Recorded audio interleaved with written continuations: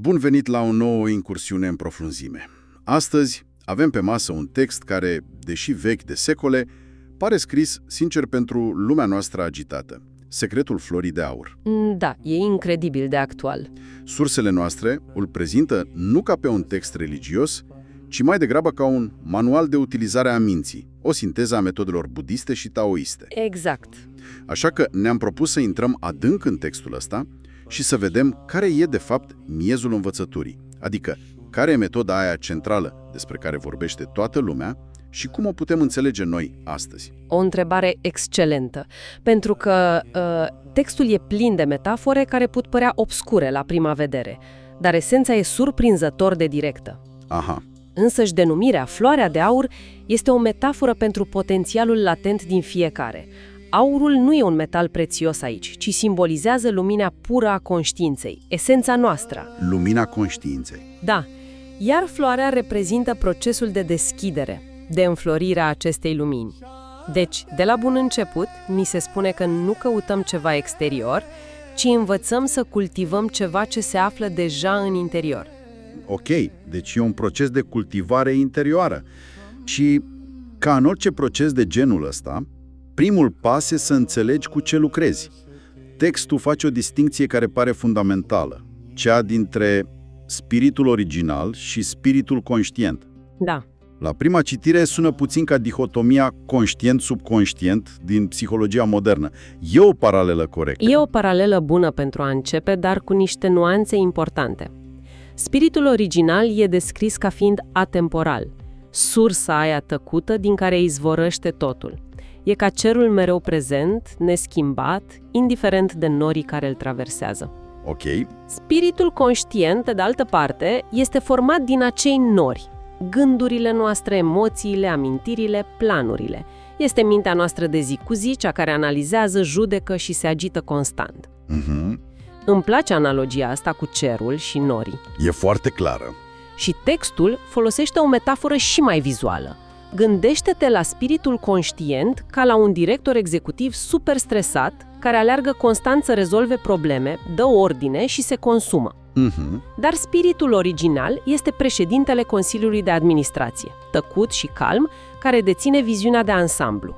Scopul practicii nu e să-l concediezi pe directorul agitat. Corect. Ci să-l faci să asculte de viziunea calmă a președintelui, să le aduci în armonie. Și apare aici o altă dualitate interesantă, cea a sufletelor. Pe de o parte, avem acest suflet superior, pe care textul îl asociază cu yang luminos, clar, legat de acest spirit original. Exact. Pe de altă parte, avem sufletul inferior, yin mai dens, mai opac, legat de impulsuri și atașamente. Practic e o descriere a luptei interioare dintre aspirație și instinct, nu? Exact. Sufletul superior, sau hun, este legat de mintea celestă, de aspirațiile noastre cele mai înalte. Iubește viața. Sufletul inferior, po, este ancorat în corpul fizic, în instincte, în pofte, în furie. Aha. El tinde spre disoluție, spre moarte și este sursa a ceea ce textul numește dregurile întunericului. Când ne simțim trași în jos de obiceiuri proaste, de furie sau de tristețe, de fapt, acționează acest suflet inferior. Ok. Întreaga metodă de rafinare este în esență un proces de a dizolva treptat influența acestui suflet inferior pentru ca cel superior să devină complet, întreg. Ok. Asta sună bine în teorie, dar cum faci asta concret? Nu poți pur și simplu să decizi să-ți dizolvi atașamentele. Care e metoda practică pe care o propune cartea? Și aici ajungem la miezul practicii, care mi se pare fascinant de simplu, aproape paradoxal. Nu e vorba de a învăța ceva nou, de a adăuga o nouă credință sau o vizualizare complicată. Ci? E vorba de un gest interior fundamental, întoarcerea luminii. Întoarcerea luminii. Ce înseamnă mai exact să ne întoarcem lumina? Textul spune direct: mecanismul este în ochi. Se referă la privirea fizică. Nu doar. Ochii sunt o metaforă pentru atenție, pentru conștientizare. Gândește-te cum funcționăm în mod normal. Toată energia noastră, lumina noastră, este proiectată în exterior. Corect. Ne uităm la ecrane, ne gândim la ce avem de făcut, analizăm ce a spus cineva, suntem într-un permanent exod de energie mentală. Întoarcerea luminii este un act de inversare a acestui flux. În loc să lași atenția să se risipească pe obiecte externe sau pe gânduri, o întorci spre interior, spre sursa din care privești. E ca și cum, în loc să te uiți la filmul care rulează în mintea ta, Exact. te întorci și te uiți la proiectorul care îl generează. Perfect spus. Și făcând asta se întâmplă ceva remarcabil. Energia care alimenta agitația, atașamentele, sufletul inferior, nu se mai irosește. Se redirecționează. Da, este redirecționată la sursă, unde începe să dizolve aceste noduri energetice și să stabilizeze spiritul original, acea stare de calm și claritate. Bineînțeles, oricine a încercat să mediteze știe că nu e așa simplu. Mintea are propria ei viață. Textul menționează două obstacole majore. Uitarea, adică o stare de gol, de somnolență, Datoropeala. și distragerea, adică un carusel de gânduri necontrolate. Cum propune să le depășim? Păi, soluția este la fel de simplă ca și problema. Odihnirea minții pe respirație. Nu e nimic nou aici, dar textul aduce o nuanță esențială. Adică, Nu e vorba de a-ți controla respirația sau de a o număra obsesiv. E vorba de a-ți observa legătura subtilă dintre starea minții și ritmul respirației. Când mintea e agitată, respirația e sacadată și superficială. da, logic. Când mintea e calmă, respirația devine lentă, profundă și aproape imperceptibilă. Așteaptă puțin, deci ideea e să asculți lipsa de sunet a respirației. Asta e o formulare care pe mine mă pune pe gânduri. Nu e un paradox. Cum asculți ceva ce nu există? Este un paradox doar la nivel verbal. În practică, înseamnă să-ți muți atenția de la sunetul fizic al aerului care intră și iese pe nări la senzația subtilă, la ritmul interior al respirației. Ok, o senzație, nu un sunet. Exact. E o ascultare cu întregul corp, nu doar cu urechile.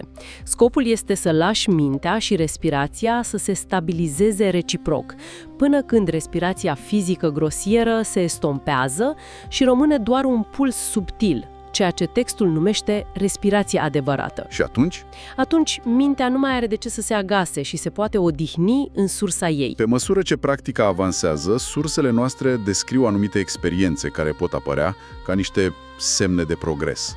Se vorbește despre o stare de bucurie, ca și cum ai fi amețit sau într-o baie caldă, sau despre o experiență în care camera goală produce lumină. Asta sună foarte abstract. Este o experiență vizuală, ca și cum ai vedea efectiv lumină, sau e mai mult o senzație, o schimbare de atmosferă interioară? Poate fi ambele, dar e crucial să înțelegem rolul acestor experiențe. Ele nu sunt scopul final. Așa. Textul avertizează foarte clar. A te agăța de ele, a le căuta cu entuziasm, este doar o altă capcană a minții, un alt atașament. O altă distragere, practic. Exact. Gândește-te la ele ca la peisajele frumoase pe care le vezi într-o călătorie lungă cu mașina. E plăcut să le vezi, îți confirmă că ești pe drumul cel bun, dar dacă oprești mașina ca să le admiri la nesfârșit, nu mai ajungi la destinație. Și care este destinația? Destinația este stabilizarea, cristalizarea luminii, cum o numește textul, adică transformarea acestor stări trecătoare de claritate într-o prezență constantă, un corp spiritual natural. Asta sună a obiectiv pe termen lung. Da, autorii sugerează că după o practică susținută, dau ei un exemplu de 100 de zile, această lumină nu mai e doar o metaforă. Devine o prezență interioară reală, o claritate pe care o simți aproape fizic, un centru de calm care rămâne neafectat de agitația exterioară. Acum, un aspect pe care sursa insistă foarte mult este că nu trebuie să te retragi pe un munte ca să faci asta. Citez: pe măsură ce practici întoarcerea luminii, nu trebuie să renunți la ocupația ta normală. Corect. Dar asta sună dificil. Cum poți, în mijlocul unei ședințe stresante la birou, să-ți amintești brusc să întorci lumina? Nu e o contradicție între agitația externă și calmul interior necesar? Nu este o contradicție, ci o integrare. Și acesta e poate cel mai revoluționar aspect al metodei. Nu e vorba de a te opri din ce faci și a medita timp de o oră. Ci E vorba de a introduce micromomente de întoarcerea privirii pe parcursul zilei. Ești într-o ședință și te simți copleșit. Pentru o secundă îți aduci o mică parte din atenție la senzația respirației. Aha. Speli vasele. În loc să te gândești la 1000 de alte lucruri, pentru câteva secunde ești atent doar la contactul mâinilor cu apa. Aceste mici gesturi repetate de 10 de ori pe zi sunt cele care cristalizează lumina. De ce mai mult un antrenament al atenției care se face în etape mici și repetate, direct pe terenul de joc al vieții cotidiene? Exact. Și tocmai de aceea metoda a fost atât de universală. Sursele noastre menționează că școala care a produs acest text nu era exclusiv taoistă sau budistă. Interesant! Includea și confucianiști, chiar și membri ai comunităților creștine, eveiești și musulmane din China acelor vreuri. Acest lucru arată că practica se adresează unui mecanism fundamental al minții umane, indiferent de eticheta religioasă sau filozofică pe care i-o pui. Și cu asta ajungem la sinteza finală. Dacă ar fi să distilăm totul, care ar fi esența învățăturii? Textul spune că marea cale constă în a acționa intenționat, fără a te strădui. Iar întreaga practică, cu toate detaliile, nu depășește în fond conceptul de golire a minții. Asta sună din nou paradox. Și este un paradox pe care textul îl elucidează foarte elegant, comparând practica cu cele 3 contemplații din budismul Tiantai. Să le traducem în termeni simpli. Te rog. Prima este contemplarea golului. Înțelegi că lucrurile și gândurile nu au o substanță fixă, sunt trecătoare. Ok, golul. A doua este contemplarea condiționalului. Deși sunt goale și trecătoare, nu le ignori. Interacționezi cu lumea, îți faci treaba, dar fără a te agăța de rezultate. Deci implicare fără atașament. Exact. Iar a treia este contemplarea centrului. Capacitatea de a le face pe amândouă simultan. De a fi implicat, dar detașat. Adevărata practică, spune textul, le conține pe toate 3 în același timp. Ceea ce ne conduce la distinția finală, poate cea mai subtilă, cea dintre lumina esenței și lumina conștiinței.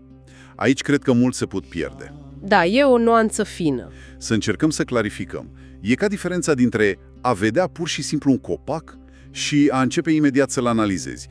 E un stejar, frunzele lui se îngălbenesc, trebuie să greblesc curtea, ce mă fac cu ele? Este o analogie perfectă. Percepția aceea spontană, imediată, dinainte de orice etichetă, aceea este lumina esenței. E ca o oglindă care reflectă perfect, fără a judeca.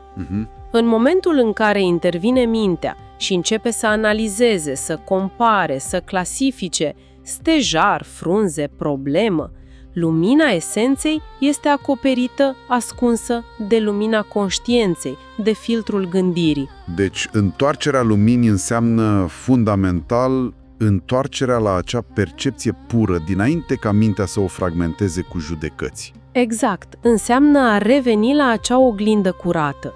Și de aici vine și concluzia memorabilă a textului.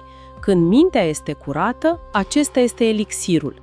Când mintea este goală, acesta este medicamentul. Wow! Adevărata vindecare nu vine din a adăuga cunoștințe sau experiențe, ci din a da la o parte ceea ce tulbură claritatea naturală a minții. Am explorat așadar o cale spre claritate care nu presupune acumulare, ci eliberare. O metodă de a observa gândurile fără a ne identifica cu ele, de a acționa în lume fără a fi captivii ei. Ceea ce lasă ascultătorul cu o întrebare de reflexie, cred eu, foarte relevantă. În cultura noastră obsedată de productivitate, de multitasking și de hustle, unde a nu face nimic e văzut ca o pierdere de timp, Da. ce ar fi dacă adevărata superputere, adevărata eficiență, ar fi tocmai capacitatea de a-ți lăsa mintea în pace? Dacă golul acela pe care ne chinuim constant să-l umplem cu zgomot și informație ar fi de fapt sursa tuturor soluțiilor creative și a liniștii pe care o căutăm.